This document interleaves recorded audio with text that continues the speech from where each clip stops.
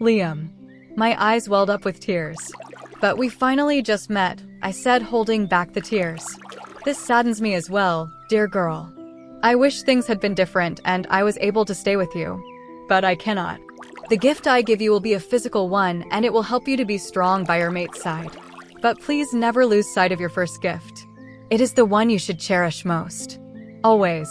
The soft light around me began to dim. The wolf in front of me began to dissipate. Wait, Clemencia. What is happening? Goodbye, dear Azalea. It has been a pleasure. Her voice faded away and darkness overtook me once more. Liam. I paced back and forth across my bedroom floor as my uncle examined Azalea. As soon as my teeth pierced her skin, she screamed. The sound was absolutely heart-wrenching and far worse than I had expected it to be. Before I could even lick the wounds to seal them, her head fell back and she was gone. Her entire body was limp underneath me and I could not wake her. I tried for at least 5 minutes before calling my uncle. He had come immediately. Well, I asked impatiently. He looked at me sideways. I cannot explain why she fainted once you marked her. Her pulse is normal, her breathing is normal. There are no signs of significant danger that I can find, he said. So how long is she going to be out? How do we wake her up? I almost yelled. Calm down. I think this is something unexplained by medicine, nephew. I do not know when she will wake up. I think we must let her wake up on her own. No, I just got her back. I was breathing heavy now. Every part of me was anxious that I hurt her by marking her. My uncle stood and came close to me. I could feel Gavin slipping closer to the surface. He placed his hand on my shoulder and looked into my eyes. You did not do this to her. This is not your fault, he said calmly. From where I stand, you are saving this girl piece by piece. Just be here for her, love her how she needs. One day, she will be whole, and I think you are the only one that can help her get there. I stared at him blankly. He gave me a tight smile before dropping his arm and leaving the room. Gavin, what do I do? No answer came. What was going on? I felt him, but he was not responding to me. I sighed. It was hard to accept my uncle's words after all that has happened between us.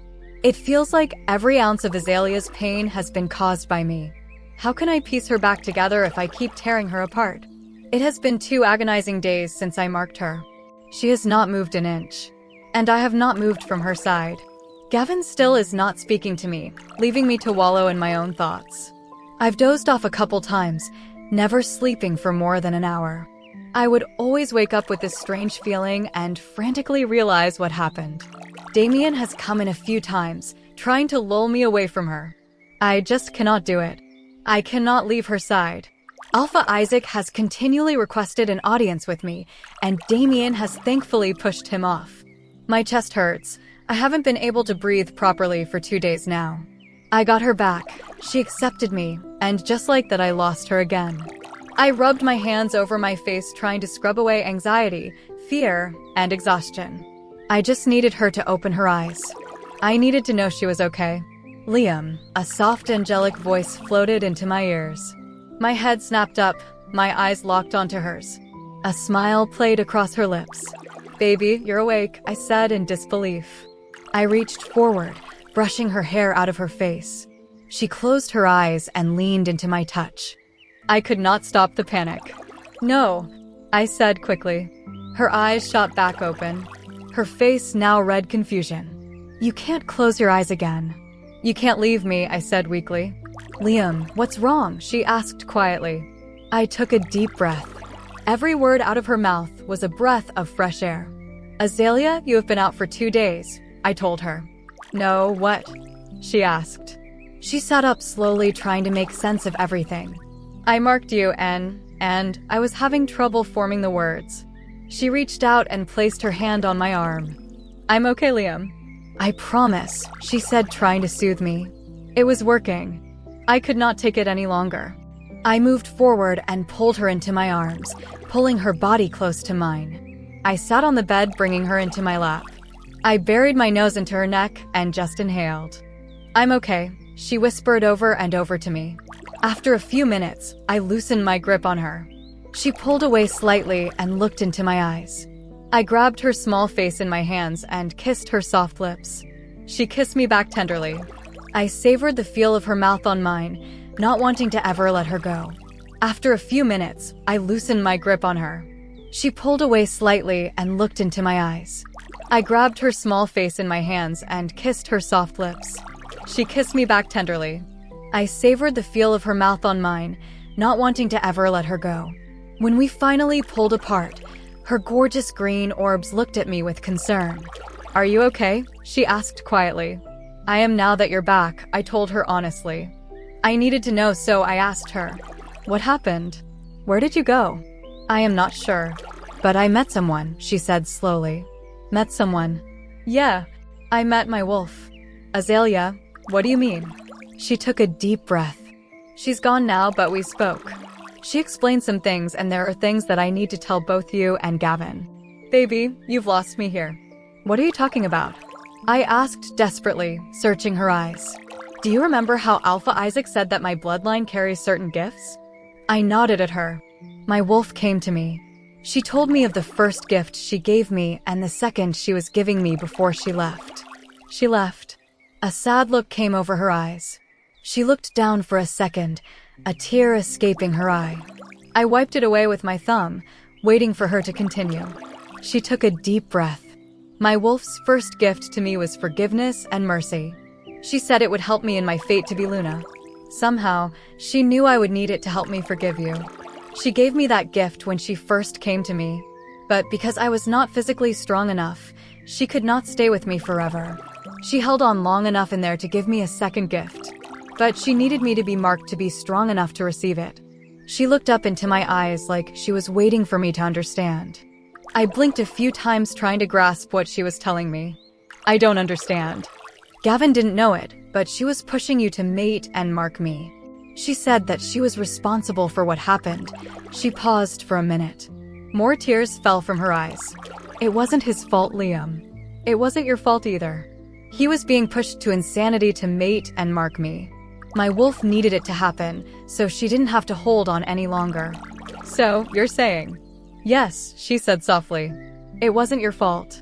It wasn't his fault. Azalea, it wasn't your fault." "It wasn't his fault," I told him. I looked into his eyes. There were so many emotions going across his face, I could not even begin to know what he was thinking. "Liam, say something." He nodded his head. I don't. It wasn't." I gave him a small smile. "Liam, I forgive you. I forgive you both." Almost the moment I finished that sentence, he smashed his lips to mine, kissing me as if his life depended on it. His arms snaked around me tighter, holding me closer to him as if I was going to disappear. One hand moved up my back and weaved its way into my hair, cradling the back of my head. The other one was wrapped around my waist, keeping me tight to him. I held his face in my hands. He kissed like he needed me to live, and I kissed him back just as hard. He finally relinquished my lips. We were both breathing hard. "It's okay," I told him breathlessly. There were warm tears pouring from his eyes. "I love you, Liam." "I love you so much, Azalea," he said. After a few more minutes, our breathing calmed. He repositioned us so that he was sitting against the headboard. I laid my head against his chest and listened to the rhythmic beat of his heart. He buried his nose in my hair. We sat there for a while. I thought he might have fallen asleep. I knew he just needed me near him for a while. By the looks of him, he had not even slept since he marked me. There was one more thing I needed him to know before I talked to Gavin. "Liam?" I said softly, not wanting to wake him if he had fallen asleep. He hummed. I knew he was fighting it. He did not want to sleep now that I was awake. "There is one more thing," I said hesitantly. "What is it, baby?" "I still need time." "I forgive you, but I still need time," I said, hoping he understood. "You can have all our life if it means you'll stay with me forever," he said softly. I could hear the raw emotion in his voice. I smiled and snuggled into him closer and closed my eyes. After a few minutes, I could hear his breath even out in his chest. He was finally falling asleep. I let myself fall asleep right there in his arms. I could feel hands stroking my hair when I woke. Liam's nose was buried in the top of my hair once again as his other hand mindlessly drew circles on my back. I lifted my head to look at Liam. "Good morning, beautiful," he said with a smile. He looked so much better. Morning, I said, smiling back at him. Did you sleep okay? He asked. Yeah. Did you? He had some color back in his face and his dark circles were almost gone. He nodded. Much better with you in my arms, he said with a handsome smile. I laid my head back against his chest and listened to the sound of his breathing. We sat like that in comfortable silence for a few minutes. As much as I want to just sit here with you forever, there are things we need to do, he said, a little disappointed. I nodded my head. First, shower, he said. I giggled. Yes, you very much need a shower. It smells like you haven't showered since you rescued me, I said jokingly to him. Well, he said guiltily. Liam, I exclaimed, sitting up and smacking him in the chest. I couldn't leave your side. What if you woke up and I wasn't there, he said. His eyes were wide. He was so serious. It was so sweet it melted my heart a bit. Okay, but next time just leave me with Lily and take a shower, I said. No next time, he said, and he buried his face in my neck. I could feel his worry. He never wanted me to be hurt or away from him again. You're right, no next time, I said softly. We took turns showering in his bathroom. I went first. When I exited the shower, Liam had clothes in a basket on his bed for me. They weren't my own things, but they were all clothes that fit my style and they were all my size. I wondered if this was Lily's doing or his own. I dressed in a black blouse with gold and white flowers all over it and a pair of black jeans. When the bathroom opened again, Liam stood in the doorway with a towel hung dangerously low on his hips. I involuntarily licked my lips and felt warmth pooling low in my stomach. He chuckled at me. Like what you see, kitten, he said in a seductive tone. I swallowed. He continued to giggle. It's the mate bond, baby. Now that you are marked, you will feel a stronger attraction to me. I nodded my head. He was clearly amused as he went to his closet. I went to the bathroom to fix my hair. Walking into the bathroom, I realized I did not have a brush or anything, only the hair tie that had managed to survive everything with me over the past couple weeks. I was trying to finger comb through my red curls when Liam came in dressed this time. I looked at him in the mirror, my mouth watering. He wore a gray polo and dark jeans. His arms bulged from the sleeves, slightly straining the material, and you could see his muscular chest under the shirt. We can get your things soon, I promise. I should have thought about that sooner. I am sorry, baby, he said, coming behind me and placing his hands on my waist. I shook my head. It's okay. I have clothes at least. Thank you, I told him with a smile. He leaned forward, brushing my hair away from my neck, and kissed his mark. Tingles ran through my neck as his lips made contact with my skin. I could feel his smirk as his face hovered over my skin. Beautiful, he whispered into my neck. I blushed. He finally stood up again, moving next to me to get himself ready as well. I began pulling the top half of my hair into a twisted bun. So, what do we need to do? I asked. Well, unfortunately, we need to speak with your uncle, he said. Chapter 57. Liam. I knew Azalea was going to be nervous, and frankly, I was not too excited about this either. I had breakfast brought up to us, so she didn't have to face anyone just yet. After we were finished getting ourselves ready in the bathroom, we sat on the couch in my room and ate our breakfast. I looked around the room while we ate. I realized that I desperately needed to do some remodeling to make this our space instead of just mine. I wanted her to feel comfortable here. Hey, Damien, are you busy? Not super. What's up? Think you can help me with a project? Or maybe let Lily tackle it. Depends, what is it? Fixing up my room to make room for Azalea. Going to get all mushy on us, now are you? He joked. But seriously, Lily will be all over it. I will have her head up there once you guys get down here. Are we still speaking before we bring in Isaac? Yeah, I need an update before we speak to him. Thanks, man. I cut the link and looked over to Azalea. She had an odd look on her face. What's up, baby? I asked her. Were you talking to someone? She asked back. Oh yeah, just linking Damien. He is going to meet us in my office in a few minutes before we meet your uncle. Oh, okay, she said. She sounded a little sad. What's wrong? I asked. It's nothing, she said, looking down into her lap. I scooted closer to her and placed my finger under her chin. I lifted her eyes to mine. It's something. Just tell me, baby, I said. I would fix anything that made her heart sad. Well, my wolf is gone, but I was still sort of hoping that I would be able to link with you once I was marked, she said. I could hear the disappointment in her voice. I am sorry, baby. Want me to ask my uncle, see if he knows something that could help? Sure, she said with a tight smile. Should we go meet Damien? I looked into her gorgeous green eyes. This girl just amazes me. She is so quick to dismiss her own feelings to take care of others. She would be an incredible Luna, but I knew I would need to make sure I looked after her so she didn't overdo herself looking after others. I sighed. Yeah, let's go. I stood up and held my hand out for her.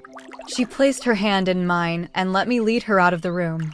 Lily, room is all yours, I linked her. All I got in response was a squeal. I smiled to myself. Hopefully, this would make Azalea feel more at home here. We entered my office to find Damien already there sitting in one of the chairs. He looked over his shoulder at us as we entered. Putting his phone into his pocket, he said, finally, "Good morning, Luna." He shot a smile at Azalea. She gave him a pleasant smile back. "Good morning, Damien. But please just call me Azalea." "I am not Luna," she said to him. "Yet," he said, chuckling and looking to her neck. Her cheeks immediately flamed. I smiled, looking at the beautiful marks on her neck. All right, enough teasing. What do we have? I interrupted in an attempt to spare her embarrassment. I sat down in my chair and pulled Azalea onto my lap. I held her legs over mine and rubbed them lightly. Well, Alpha Isaac has begrudgingly been waiting the past couple days to meet with you again. He has had a lot of questions about your mate's illness, and I think he is getting suspicious. He has been caught trying to snoop around pack members. We think he is trying to seek out Azalea on his own. We also have not been given any evidence of his handling of the Cole situation. There has been no activity around Cole's lands, and no messages have been sent since the supposed timeline he gave you ran out, Damien prattled on. Well, fortunately, my mate's illness is none of his business. We have no allegiance to his pack, and I owe him no explanations. I will say, it is bold of him as a guest of ours to be trying to seek out my pack members right under my nose, I thought out loud. Yeah, he was assigned an escort to keep an eye on him, Damien said. I nodded. As for Cole, we need to find out what Isaac has to say about the situation. We need to be aware of the variables here as this concerns Azalea's safety the most. You do not think that Isaac will be able to figure out who Azalea is? Are you not concerned that he would try to take her? Even if he does figure out who she is now that I am not trying to mask her scent as much, he would not be so short-sighted as to try to take away the mate of another alpha. Azalea's hand clenched the bottom of my shirt. I knew this conversation was setting her nerves on edge. Maybe we have the Delta or Gamma watch over her while we meet with Isaac, I suggested, sneaking a peek at her face. I could see worry written across her features. Damien nodded. Your uncle did want to see her now that she is awake. Maybe we can have them take her to the clinic. That is a good idea, I told him. I looked at Azalea. Is that okay for you? Can Austin and Jacob take you to see my uncle while Damien and I handle Isaac? She nodded hesitantly. I had a feeling she would rather Damien, Lily, or I go with her, but Lily was busy and I wanted Damien in this meeting with me. I would have Lily go with you, sweetheart, but she is occupied this afternoon, I said, stroking her cheek. She gave me a small. It's okay. I will be fine with whoever, she said. At least she was not fighting me on giving her an escort. I made a mental note to talk with Damien about getting her a permanent guard for when I could not be with her. Damien's eyes glazed over momentarily, and I knew he was linking Austin and Jacob. They had been friends with Damien and I growing up, so they probably remembered who Azalea was. I sighed. I guess this would be the first real test as to whether we would be able to get pack members to accept her. Damien gave me a knowing look. They will be here in a few minutes, he said. I also linked Isaac's escort. He will bring him here in 20. That should give us enough time to have her away from here. Although, her scent will still linger. It also clings to you, he linked. Although, her scent will still linger. It also clings to you, he linked. I know. Again, I think he would be short-sighted to try and take her from me. Now that I marked her, I can feel a shift in my strength and power. I looked at my sweet mate in my lap. Austin and Jacob will take you to see my uncle. When Damien and I are done with Isaac, I will come find you, okay? I said. She gave me a sweet smile. Of course, she said. I leaned forward and planted a chaste kiss on her lips. There was a knock on the door. I shifted her off my lap and stood up with her next to me. "Come in," I said. Austin and Jacob entered the room. Azalea. Austin and Jacob came into Liam's office.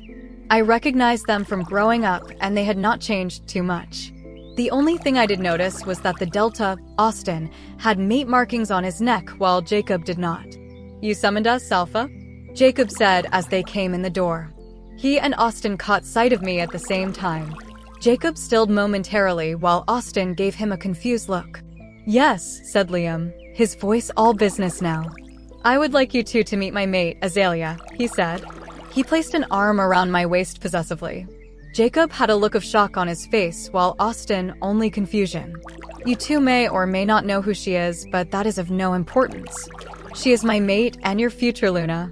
I need you two to escort her to the clinic today to see Dr. Ronald." They stared at him with disbelief. He sighed. "Yes, she is who you think she is. She used to be called Traitor Girl as we grew up. But let me make this clear. Whatever you think you know about her or any preconceptions you have, you forget them here and now. She is my mate, and that is all that matters now. You will protect her with your lives. You will respect her as your Luna." Liam gave them a hard look. Jacob seemed to be having a hard time coming to terms with this. Austin shrugged. "Cool," said Austin. Looking at me, he said, "Hello, Luna. I am Delta Austin. I am happy to be your escort today." He gave me a charming smile and bowed his head slightly. I nodded, giving him a small smile. Jacob looked between Liam and me. "Jacob?" Liam prompted. Yeah. "Good morning, Luna," he said flatly. "Shall we go then?" Austin said in a cheery tone. Liam turned to me. "Everything will be okay." "I won't be long," he said, stroking my cheek. I gave him a smile. "I will be okay, Liam," I told him. "I love you," he whispered and leaned down to give me a kiss. "I love you, too," I said as we broke apart. "Go before I keep you here," he said jokingly. I rolled my eyes. I stepped around the desk towards Austin and Jacob. Damien was giving Jacob a serious look. "Shall we?" Austin said. I nodded at him. He turned around to lead the way out of the office. I followed him, and Jacob followed me. We left the office, and Austin led us out of the pack house and over towards the pack clinic. I walked slightly behind him. Halfway to the clinic, he turned to me, slowing a couple paces, so he was walking next to me.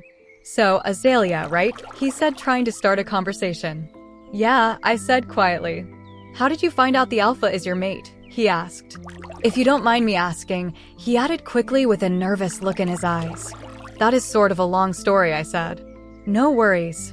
Honestly, I am just glad he found you. You seem good for him. He is happier today than I have seen him in years," he said. "Really?" "Oh yeah. I have always lived in the pack house, so Liam and I have been friends since we were young. Not as close as him and Damien, though. Sometime after his 18th birthday, I noticed he changed. He did not want to hang around as much, didn't smile as much. He put up a good front, but I knew something else was going on," he explained.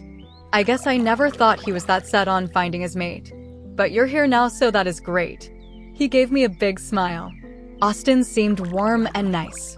He seemed like someone I could be friends with, like Lily. I relaxed slightly. "I am glad I make him happy," I said with a smile. "So, when are you going to officially become Luna?" he asked. "I can see he already marked you, and you smell like him, so you are mated." "I am not sure. We haven't really talked about it. Hopefully soon. Now that this hunter business is over." Seems like it moved on.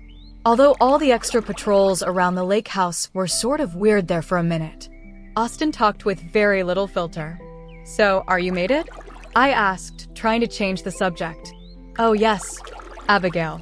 She is the most beautiful she-wolf I have ever laid eyes on," he said with a dreamy look in his eyes. "No offense," he added quickly. I giggled. "None taken. We're expecting our first pup in 2 months as well," he said with excitement. "That is so wonderful," I said with a smile. "I assume it won't be long until we have some alpha pups running around here as well," he said, wiggling his eyebrows. My eyes widened. Yeah, well, we haven't talked about that." He laughed. "I am just joking. There is no rush. I am sure Liam wants you all to himself for a little while." We reached the clinic. Austin held the door open for me. I walked in the clinic, not missing the aggravated look he shot at Jacob as he came in behind me. We went to the desk where the receptionist gave us a curious look. "I have someone special to see, Dr. Ronald," he told her. "And who is this person?" she said, looking at me. "Tell the doc the alpha sent her over," he said in a flat voice. She gave him a curt nod. She picked up her phone and dialed. "So, what does the doc want with you?" Austin said, distracting me. "I am not sure, really," I told him. Austin shrugged, turning his attention back to the receptionist. I peeked over at Jacob. He was standing a good 6 feet away from us with a sour look on his face. His eyes were glued to me. He clearly did not like me. "The doctor can see her now," said the receptionist, standing up. She led us to an office door. Austin stopped and nodded to me to go in. I nodded back and entered the room. Dr. Ron was sitting at his desk. He looked up from the file he was reading when I entered. "Ah, Azalea, my most interesting patient. Come in," he said warmly. I sat at the chair in front of his desk. "And how are you feeling this morning? As I understand it, you woke up sometime last night." I nodded. "I did. And I feel great now," I said with a smile. "That is great to hear. No tiredness or weakness?" "Nope. I actually feel pretty energized," I told him. "That is wonderful," he said. He pulled out another file and jotted down a few notes. "So, what did you want to talk to me about?" I asked as he wrote. "Right, well, as you know, you are not a normal case by any means. I was hoping you would share a little more with me about what happened after Liam marked you. Whatever you can remember would be very helpful," he said. Sure. Well, when he marked me, it hurt a lot. Worse than anything I have ever felt." "Can you describe the pain?" "It was searing pain. Like something hot was being stabbed into my skin," I explained. "And then you passed out?" "Yes. I must have. Then next thing I remember was waking up in a very strange space. And then I met my wolf." His eyes perked up at that. "You met your wolf?" I nodded. "Yes. At first, she was a voice, then materialized in front of me. She was beautiful," I said wistfully. He let me pause without saying anything. Then I continued. "She explained to me that my bloodline carries special abilities and that she granted me the first when she was first realized, but because of that and my physical state, she was never strong enough to shift." "So, she lay dormant all this time. The first ability?" "Yeah. She said she granted me the gift of forgiveness and mercy. She said she gave me a great capacity for forgiveness and mercy towards others, and Liam was an example of this." He nodded his head. "With all that boy's foolishness, I have to say, I agree. By any accounts, you should have rejected him as soon as you saw him again." I looked down for a moment. "Dr. Ron, what if it's not true? What if me accepting Liam was just selfish?" I asked quietly. "How do you mean?" "When Liam left me at the inn, it hurt. My whole body hurt for a long time. Then eventually it started to fade. But it never really went away. There were times where my chest hurt so bad, like there was this big hole in it. It felt like there was this piece of me missing. When he came back, that hole started to close, and that pain began to lift. I felt like it was easier to breathe, and the more time we spent together, the less awful I felt. Part of me wanted to reject him and just be rid of him, but I could not do it. I knew it would hurt, and I just couldn't face that pain again, even if it would have been better for both of us." I said. He said. "Do you still think that?" "That it would have been better to just reject him." My eyes snapped up to his. "After everything you two have been through in the past couple weeks, do you still feel it would have been better for the both of you to break that bond completely and let him go?" I thought for a moment. "No," I almost whispered. "I don't think so." "Then I do not believe your actions come from a selfish place." "It is not selfish to desire to be loved and wanted, Azalea. It is not selfish to accept a gift given to you by the moon goddess," he said. He gave me a warm smile. "Okay," I said. It felt a little better to know that someone did not think that I was being selfish. "Back to your wolf. She told you of your first gift. Does that imply that there are others?" Yeah. She said she was pushing Liam and Gavin to mate and mark me so that she could feel enough strength to grant me one more gift before she departed." "I see. And did she tell you what this gift is?" "No, she didn't. She just said that it would help in my duties as the Luna of our pack. And she departed? Yes, she said that she was using the last of her power to grant me my second gift and that she had to leave. This is all very interesting, he said. He wrote down a few more notes. So, I must admit something, Azalea. I know of the incident that occurred between you and Liam's wolf out at the lake house. My eyes widened. I will not pry, but I wanted to ask something. It seems that you and Liam have seemed to patch things up, or at least begin to, especially seeing as you allowed him to mark you. My question is, have you spoken with Gavin since you have woken? I swallowed. I had not. I knew that I would need to speak with him to make everything right, but I was still scared to do so. I was scared what could happen if Liam did not have control. No, not yet, I admitted. I see. I cannot tell you what to do as my future Luna, but I would like to offer this advice. Speak with Gavin soon. Liam and Gavin being at odds will only make him weak. Him being at odds with his wolf is not good for the pack and may not be good for your relationship. I also think you should try to make room in your heart for Gavin. You are now both of their mates. Gavin does not have your wolf counterpart or the possibility of one. He will need you, and I have a feeling you will need him. I nodded my head and gave him a small smile. Do you have any other questions for me? I shook my head. Well, if you need anything at all, please feel free to come see me anytime, he said, standing up. I believe there is a very tense Delta and Gamma waiting for you in the hall. Chapter 58. Liam. As soon as Azalea left, I looked at Damien. We need to arrange a permanent guard for her. I will not be able to keep her in my sight at all times, and I have a feeling she will eventually like some freedom, I told him. That is a good idea. How would you like to go about this? We should start by looking at our most skilled warriors. Maybe look for any that may have integrated in the past couple years, so they may not have any preconceived opinions about her. Give her a fresh start if we can. Also, no one unmated, I finished. He smiled at me. I will look into it. Until then, should we continue to use Austin and Jacob? Let's see how they do today, I said, not convinced. Jacob did not seem to like my orders concerning Azalea. Before he arrives, were we able to substantiate any of his claims from last time I met with him? He is positively the alpha of White Moon, and I found no evidence to suggest that Azalea's mother is not his sister. So, from what we can gather, Azalea is in fact his niece. She would hold a claim to the alpha position of White Moon. I nodded my head. There was a knock on my door. Alpha Isaac was here. Come in, I said. Damien moved to stand behind me and Alpha Isaac entered the room. I motioned for him to sit. He sat in the chair opposite me and looked at me expectantly. Good morning, Alpha Isaac. Thank you for your patience over the past few days. I appreciate the lack of interruption while I was with my mate, I said. Very precarious situation. Your mate is a she-wolf, is she not? I am curious as to what ailment would cause your disappearance for so long, he said. That is a personal matter, I am afraid. But rest assured, she is back in full health. I appreciate your concern, I said coldly. He smirked. So, where's my niece? You know I would not forcibly hand over a member of my pack. You were able to corroborate my claims, were you not? He challenged. Yes. It does appear that you have a niece who is a member of my pack. The problem you failed to see is that although she has a claim to your pack, she does not want your title. He growled. I do not care what her wishes are. She has a responsibility to her blood. She will come to White Moon. I find it interesting that you have yet to inquire about your sister and her own mate, I challenged. You think I am unaware of my sister's foolish actions? I know she followed along like a weak bitch with her mate and his foolish plans to help usurp your father. I know she died leaving Azalea to grow up knowing nothing of her heritage.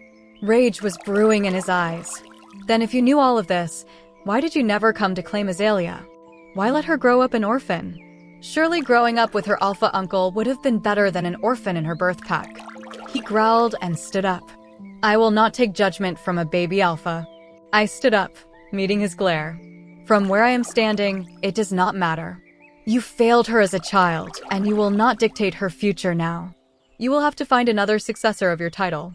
You will not be taking anyone from my pack, Alpha Airless. You owe me. I took care of the threat to your title, and this is how you repay me, he shouted. I never asked for your assistance in this matter. You also have not provided me any proof that Cole's threat has been neutralized, I said, a dangerous calm coming over me. Damien was stiff, but silent behind me. As far as we can tell, the whereabouts of Cole are currently unknown. I can assure you, my people will not have let him get away, he growled. And you still have no evidence to substantiate this. Now, I believe we have nothing left to discuss. I expect you to make your travel arrangements and be leaving my lands by morning time. If you will excuse me, I have obligations elsewhere, I told him. I turned to Damien, who nodded. We walked around my desk, past Isaac, and left my office. Do you think he will really accept your decision? I will give him no choice. He is not taking Azalea. She is just warming up to being Luna. There is no chance that she wants to take an entire pack. We made our way towards the front doors of the pack house. I am going back to my office. I should also check on Lily. She linked me for your credit card number during that meeting, he linked. Oh goddess. Damien giggled as he walked away. I left out the front pack house doors and made my way over to the clinic. It was a brisk fall day. I should have brought Azalea a sweater. Hopefully, my uncle was done with her because I wanted some time with my mate. I walked in the front doors and smiled at the receptionist. Good morning, Alpha. What can I do for you? She asked with a bat of her eyelashes. I just wanted to pop in and talk to my uncle really quick. He should be with someone I sent over. I told her. Oh yes, that shy little thing. Austin and Jacob took her back there. You can head on back there, she said. I gave her a little smile and a thanks and headed back towards his office. What the fuck is your problem? You have had an attitude since Liam asked us to do this. I heard Austin whisper, yelling. I stopped just out of their sight to listen. Are you kidding me? You know who she is. And Liam is just going to blindly accept her as his mate? Something does not add up. She was still in the pack on his birthday. Why didn't he know then? And where has she been? Why is she back now? Jacob ranted. Does it matter? It really isn't any of your business, and it's his mate. Are we sure? What if she is pulling some trick on him? Why? Why would she show up now after being gone for years? And how is she supposed to trick the mate bond? She doesn't have a wolf. How can she have a mate? Damien's mom is a human. She is Beta Declan's mate. Seriously, what is your problem? She seems so nice. Her parents were traitors. You can't honestly believe she came back here because she wanted to. Maybe you don't know her. Liam told us to drop the past. If you cannot do that, you need to take it up with Liam and not take it out on her. I was actually quite impressed with Austin. He was defending his Luna with no hesitation. I walked towards them, effectively stopping their conversation. Jacob averted his eyes. Good afternoon, gentlemen. I suspect my maid is still speaking with the doctor. I spoke. Yeah, she's still in there, said Austin. Is there an issue, Jacob? I directed at him. No, Alpha. No issue. Good, because if there was some issue that you had with my mate, I would hope you come to me about it, I said in a flat tone. He nodded at me with a stoic look. Just then the door to the office opened gently and Azalea emerged. She froze seeing all of us. All good there, Luna? Austin was the first to pipe up. She gave him a small smile and nodded. Her eyes traveled to me. A sweet smile stretched across her face. Ready, baby? I asked, forgetting about the idiot Gamma. I held out my hand to her and she walked to me. She grasped my hand and smiled up at me. Want to go somewhere with me? I asked. She nodded her head. Austin, Jacob. You are both dismissed for now. They nodded their heads and led the way out of the clinic. I followed them with Azalea in tow. When we stepped outside, she hugged my arm closer, bringing her body flush to mine. I let go of her hand and wrapped my arm around her, letting her share in my warmth. What did my uncle have to say? I asked her. Just some questions about what happened when you marked me. Can I assume you called him when I didn't wake up? She said with a smile. Yeah. I was worried, I said. Thank you, she said. I looked at her quizzically. For worrying. I will always worry about you, I said. I bent down and kissed her forehead. So, what are we doing? She asked. I gave her a big smile. I wanted to take my beautiful maid on a picnic. She smiled. How does that sound? She nodded her head eagerly. I chuckled. I quickly linked Lily. Hey, how long do you think you are going to take with that project? I am thinking we will be done by morning. Can you stay away tonight? Yeah, got it handled. Can you send a sweater downstairs to the kitchen for me right now? And then maybe some clothes for the night later. Sure thing. I will send someone down with stuff in just a few. Thanks, Lily. Chapter 59. Azalea. Liam led us back into the pack house and to the kitchen. Walking around the pack house and grounds so openly made me very nervous. Having Liam with me made it better though. There were not a lot of people around, so we weren't getting much attention. When we got to the kitchen, there was a small girl packing a picnic basket. Oh, Alpha Liam. I got everything all set for you, she said excitedly. She was a cute little girl with mousy brown hair that fell in soft curls around her face. She had happy brown eyes that shined when she looked at Liam. She had to be no more than 9 years old. Thank you very much, Missy. Liam said, bending down on one knee to be at eye level with her. She gave him a sweet hug. Why don't you go make yourself a big bowl of popcorn and watch a movie down in the lounge? And you can enjoy these, he said as he reached in his back pocket and pulled out a box of M&M candies. She squealed in excitement. Really? She asked excitedly. Absolutely. You deserve a special reward for doing a special job for the Alpha, he said, smiling at her. Alpha Liam, it was just sandwiches, she said with a huge smile on her face. Well, I still appreciate it. Now go on, he said. She grabbed the candy from his hand and excitedly ran from the kitchen. He stood up and turned around towards me. Ready? He asked. Who is that? I asked. That was Missy, he said. Why is she in the kitchen? She is what, 8 or 9? She is 9, I believe. Her father was a warrior for the pack. He died last year, and her mother has a hard time taking care of her alone. Missy comes and stays in the pack house a lot and asked if she could earn some money to help her mother. So, we give her easy tasks or special things she can do to help out. We also give her money for her work, and she takes it back to her mother. Sometimes, I give her special tasks with a more tangible reward, so she gets to enjoy something for how hard she works, he said with a small blush on his face. My eyes teared up. Oh, Liam, I said, trying to hold in the tears. In every way, he was a better alpha than his father. He moved closer to me, reaching out to grab my waist. Hey, what's wrong? Did I do something? He asked, worried.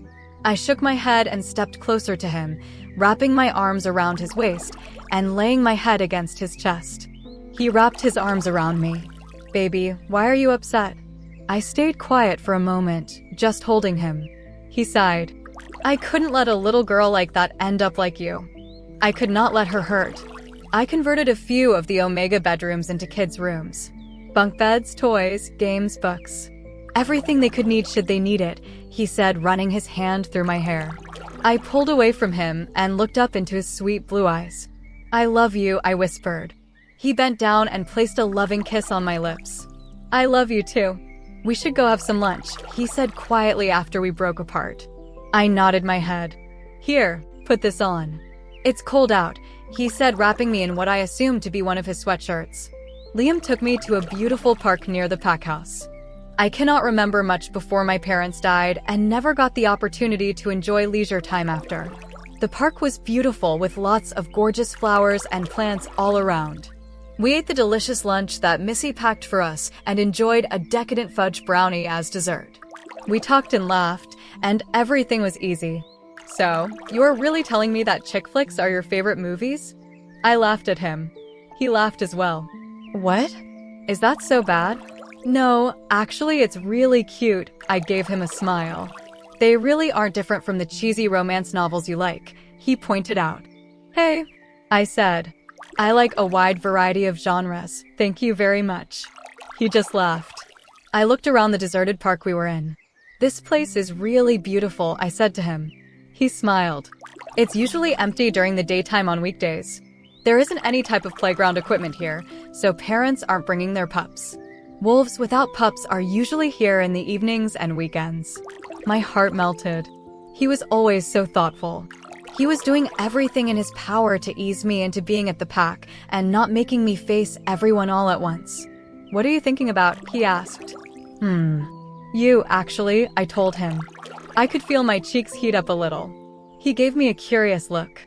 I was thinking about the fact that somehow you have managed to keep me away from other pack members for the most part. You chose a picnic spot where we would not be stared at or questioned. You didn't even tell your Gamma and Delta about you having a mate until this morning when you wanted someone to protect me." He nodded his head, blushing a bit. His hand rubbed the back of his neck like he was nervous. "I know this wasn't really your choice, and I wish I didn't have to bring you here like I did. But I thought if maybe I helped you ease into it all, you wouldn't be as scared. And maybe if you could slowly see that people would accept you, you could be more comfortable taking the Luna title." I gave him a sweet smile. I crawled across the blanket to him and sat straddling his lap. I wrapped my arms around his neck as his eyes went wide. "Thank you," I said softly before pressing my lips to his. His hand grasped my hips, pulling me closer to him. He deepened the kiss, moving his lips over mine like he was begging for more. I pulled away to catch my breath and he smiled at me. "Liam, you're an amazing alpha, you know that?" I said, blushing.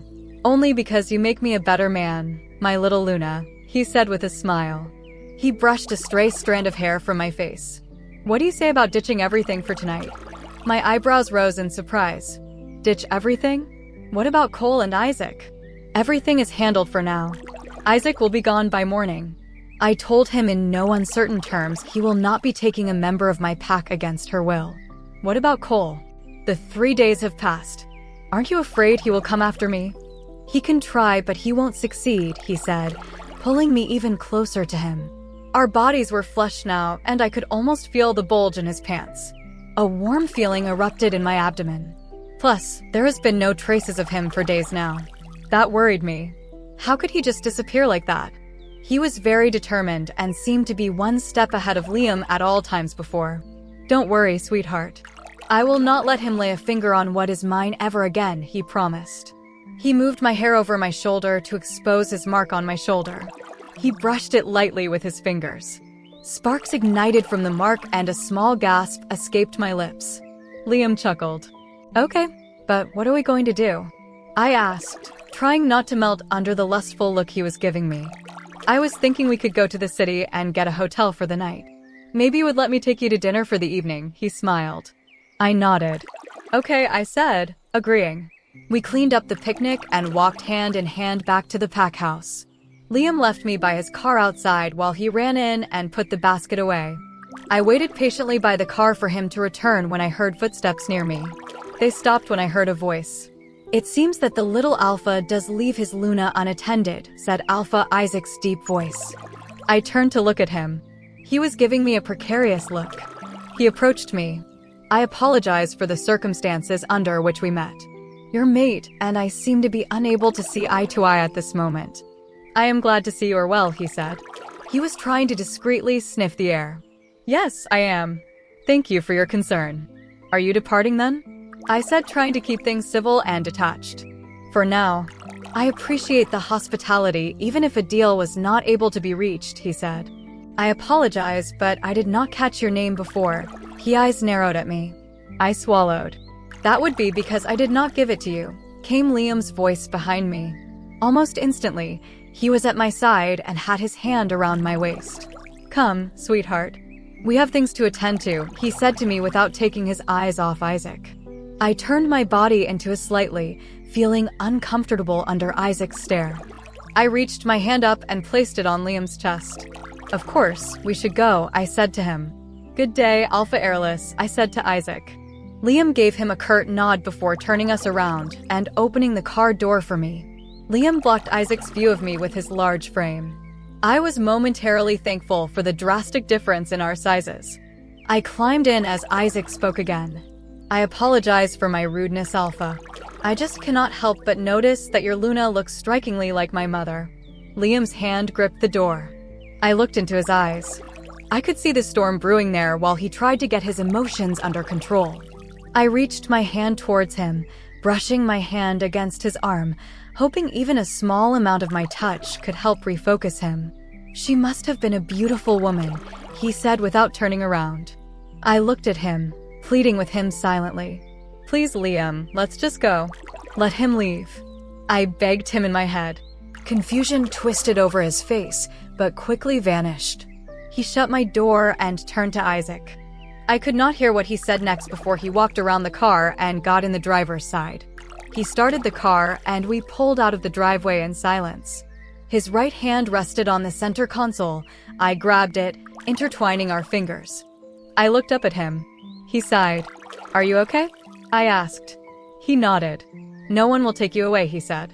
I knew he was still battling the possessiveness he felt over me and Isaac's insistence that I go to White Moon. I rubbed his arm gently as we drove, hoping it would help to calm him by the time we arrived. Liam. My mind was reeling. Isaac was suspicious of my mate's identity. It was not uncommon for a Luna to be guarded by her alpha, especially before she was accepted by her pack. But I could not formally introduce her without giving her away. I was trying to avoid a physical confrontation of any kind in front of Azalea. I had not anticipated Azalea looking like her grandmother. I could not remember her parents at all.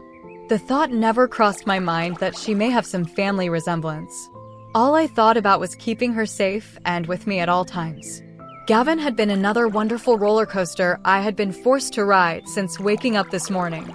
I could feel his excitement and contentment at Azalea being marked. I could also feel his rage towards Isaac for trying to take her away from us. Then there was his anxiety the entire time she was out of our sight. Worst of all was his gloom during our picnic lunch. He kept whimpering like he wanted control to be with Azalea. She had said she forgave me and did not blame him, but she had also not said she was ready to face him again. I was still undecided on if I should allow it should she even ask. I resolved to make that decision if she wanted to speak to him, but it was making him feel slightly rejected by her.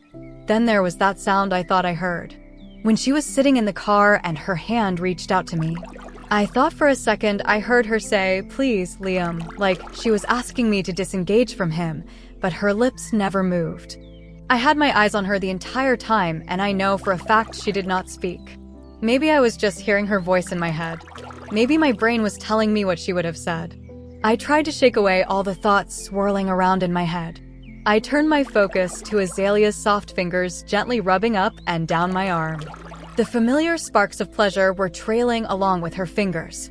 That combined with her scent swirling around the car thanks to the running heater was calming me. I drove us into the city. I took us to a nice hotel in the middle of downtown so we could walk to a restaurant nearby later.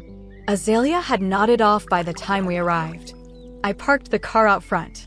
Jogging around to her side of the car, I paid the valet to park the car and unload the bags that were already in the back thanks to Lily. I opened the passenger door and lifted Azalea out of the car. She stirred slightly. "It's okay. I will carry you," I whispered in her ear. She wrapped her arms around my neck and settled into my arms. I could not help but smile at her. Her hair hung behind her shoulder, revealing her fresh mark. She was the most beautiful thing on this planet, and she was all mine. I walked in and over to the front desk to check us in. There was a willowy blonde with a pencil skirt and collared blouse at the reception desk. She eyed me as I approached. "Hello, how can I help you?" she said in a fake, sweet voice. "I need a room for the evening," I said. She looked at Azalea in my arms curiously. I gave her a smile. My dear wife fell asleep in the car, and I just could not bear to wake her. "Right," she said, clearly put off by us. The city was always like this. With many species living among humans, sometimes humans found us odd. "We only have a suite available tonight," she said. "Sounds great," I said. I reached in my pocket and handed her my credit card. Her eyes widened a little, but got our booking taken care of. Once she was finished, she handed me a key and pointed me to the elevator. I could feel her eyes on us as I walked away. When we got into the elevator, Azalea began to stir again. I let her wake up this time, kissing her forehead. "Hey," I said quietly. "Where are we?" she asked. "On the way to our room," I said. I pecked her lips and she gave me a smile. I would do anything to keep that smile on her face. The elevator made a ding sound and the doors opened. I carried Azalea to our room and opened the door. "You going to put me down?" she giggled. "Nope," I said. I smiled down at her as I walked towards the bedroom portion of our suite. "Liam, I am awake now," she said. "I can walk." "Nope," I said again. I gave her a devilish smile. I took her over to the bed and gently dropped her onto its plush surface. She giggled at me as I climbed over top her, caging her in between my arms. "What are you doing?" she said with a playful smile on her lips.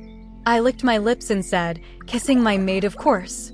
I smashed my lips to hers, kissing her with intensity.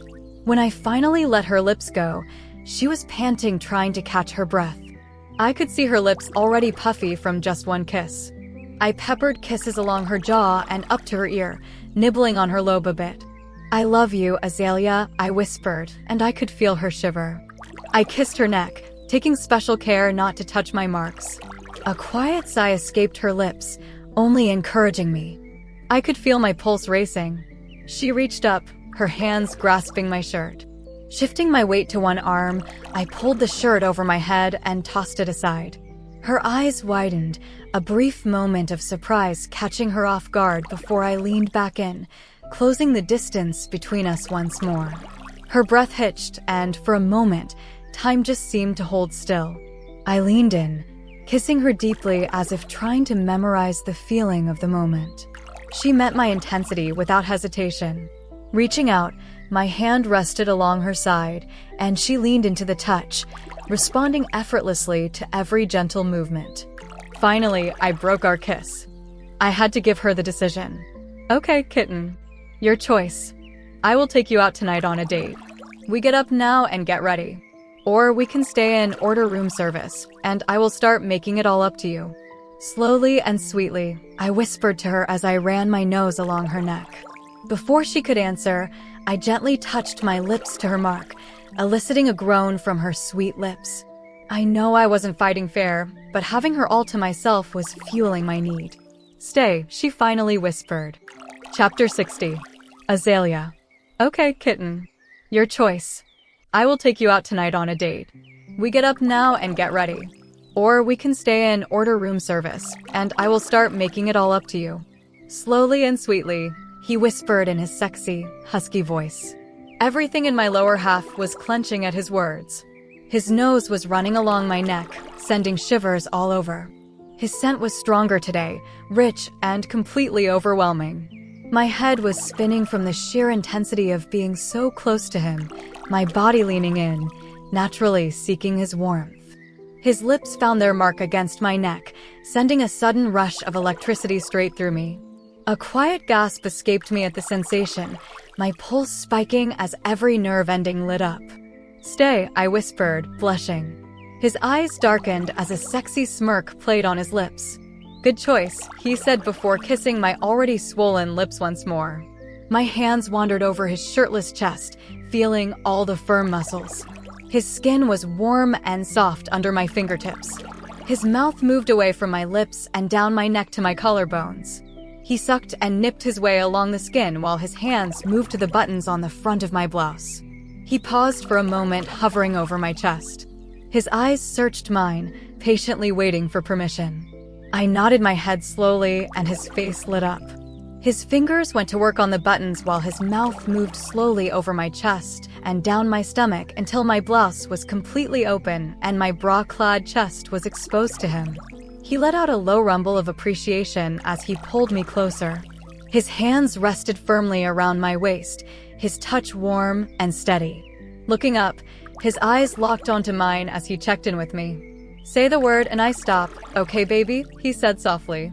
I nodded, grateful that he was letting everything happen at my own pace. He leaned in, covering my lips once more in a sweet, lingering kiss.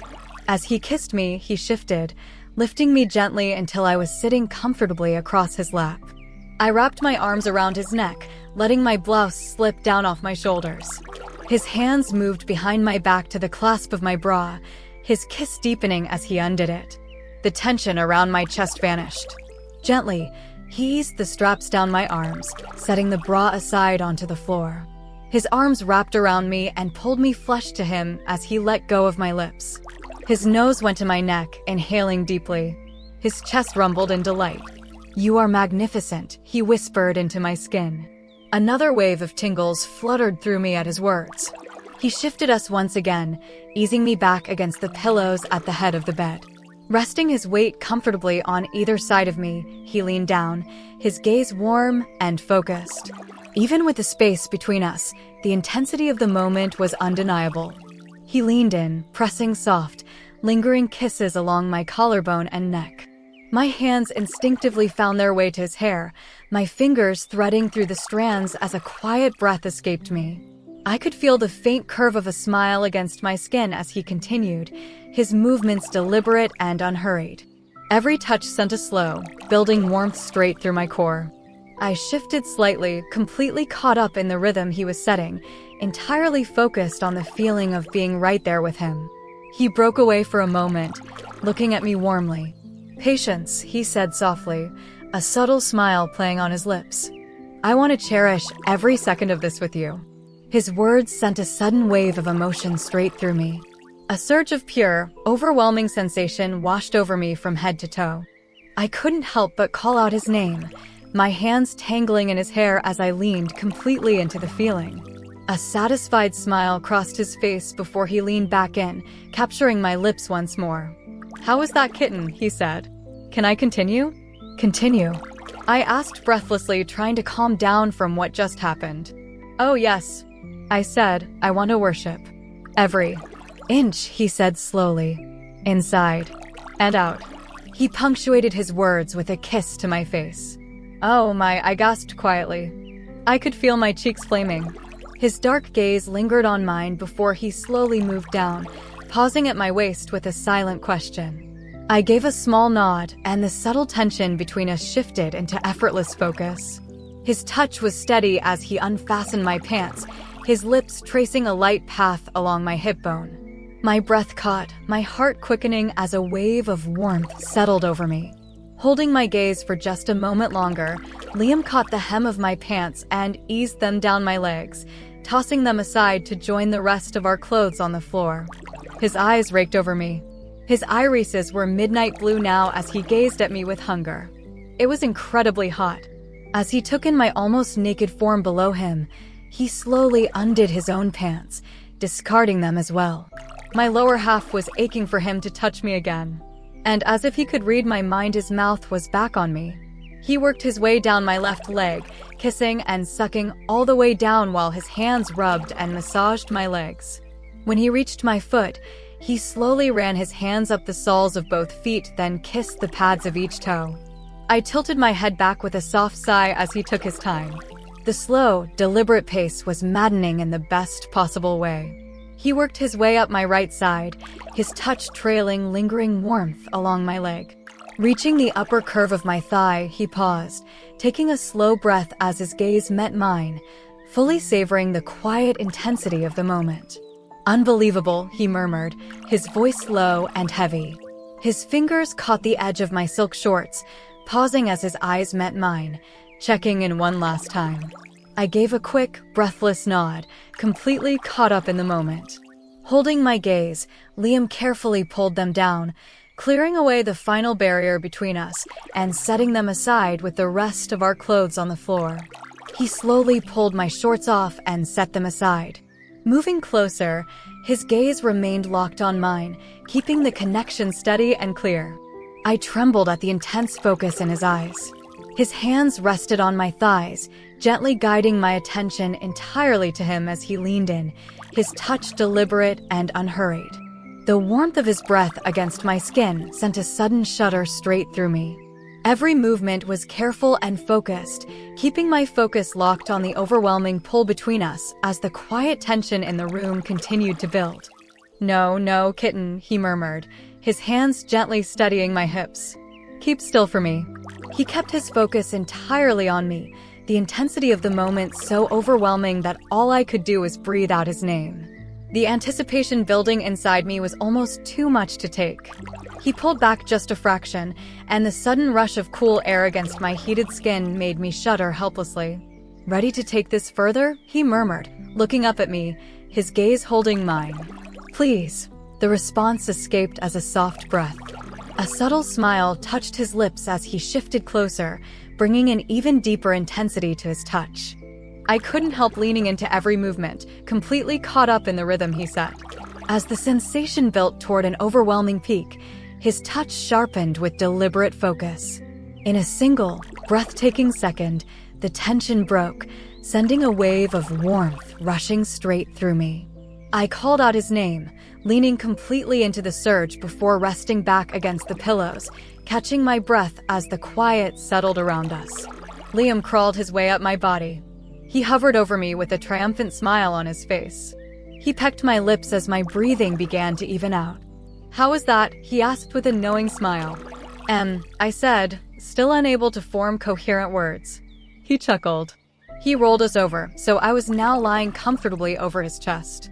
He rested his nose on the top of my head and rubbed soft circles over my back. We laid like that for a while before he finally spoke. "Thank you, baby," he said softly. I picked my head up and gave him a curious look. What could he be thanking me for? "I did not do anything just now." "For what?" I whispered. "For trusting me. I was not sure you would ever let me touch you again. And I would have deserved it," he paused. He wrapped his arms around me tightly. "And for being mine. I am the luckiest wolf in the world to have a mate like you." I reached and kissed his lips tenderly. "I love you, Liam," I said. He smiled at me and said, "I love you too, Azalea." I rested my head back on his chest and listened to the rhythmic beating of my mate's heart. Before long, I could feel myself falling asleep. Liam. I knew I shouldn't let her fall asleep, but I just needed her in my arms for a bit longer. I laid there with her soft, naked form over top of me, inhaling her scent.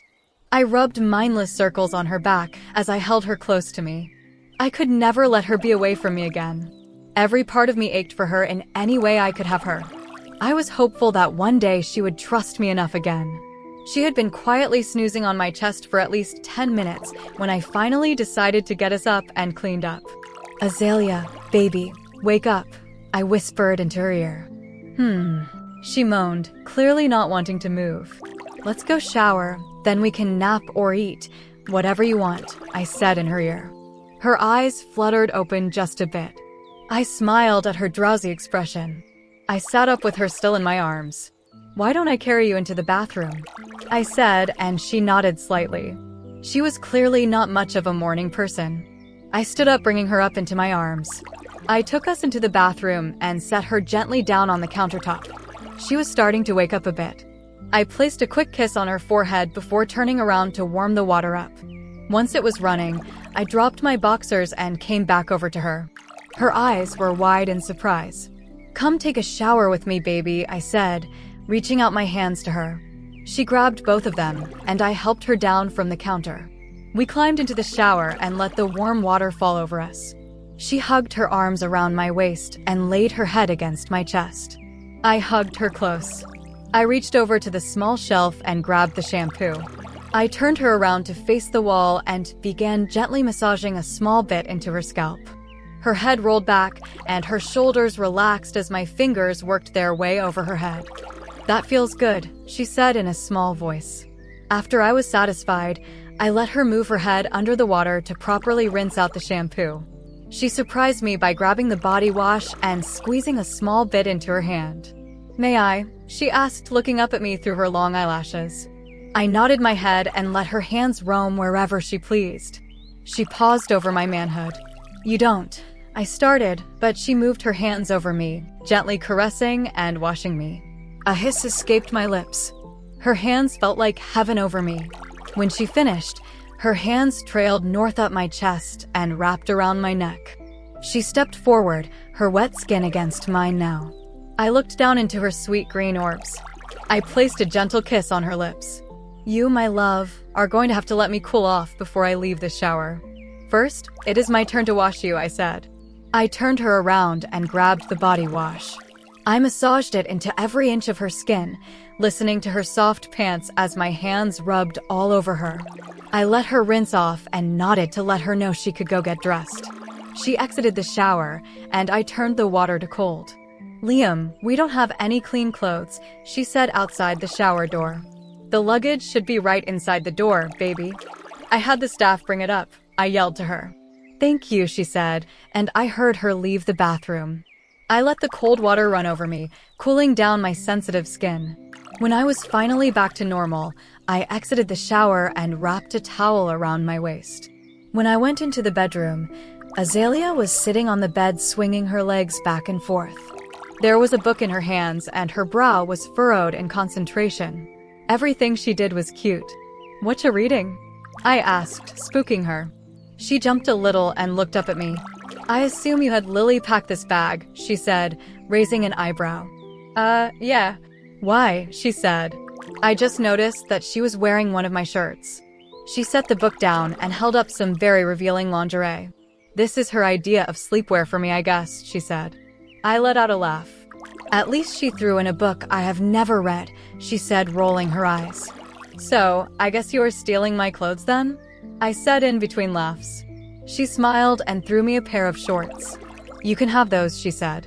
I dropped the towel right there and began to pull on the shorts. Her eyes went wide, and she looked away. I walked over to her, bending over to trap her between my arms on the bed. "So shy, kitten." "I've tasted every inch of you, and you still blush," I said in a low voice. I took mercy on her, grabbing her hands and pulling her off the bed. "Let's go order some food," I said, dragging her out of the bedroom.